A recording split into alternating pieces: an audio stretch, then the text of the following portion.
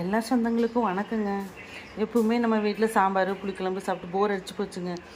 வீட்டில் பார்த்தேங்க 4 முட்டை இருந்தது. அதை வேக வச்சு இதெல்லாம் போட்டு ஒரு சூப்பரான கிரேவி செய்யலாங்க. வாங்க.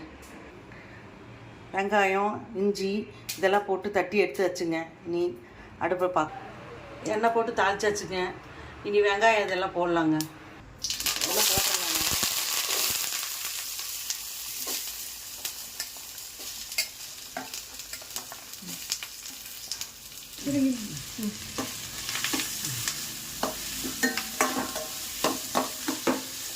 தேவைக்கேற்ப உப்பு போட்டு நல்லா வணக்கிக்கலாங்க. தக்காளி போடலாங்க. தக்காளி போட்டு நல்லா வணக்கணுங்க. சீரகம் 1 ஸ்பூன், தூள் 1 ஸ்பூன், மஞ்சத்தூள் 1 ஸ்பூன், மிளகாய் தூள் 1/2 ஸ்பூன், தண்ணி ஊற்றி நல்லா வணக்கிக்கலாங்க. தண்ணி ஊற்றி கொஞ்சம் மாறட்டுங்க. அப்புறம் அந்த முட்டையை தூக்கி போட்டுக்கலாங்க. அதுக்குள்ளே என்ற பையன் வந்து ஒரு முட்டையை தூக்கி சாப்பிட்டு போயிட்டானுங்க. ஃபைனலாக நம்ம முட்டையை சேர்த்து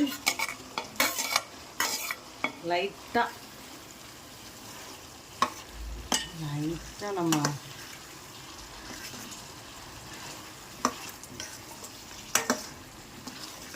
நம்ம கிளறி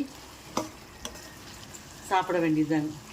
வாழ்க வையகம், வாழ்க வளமுடன்.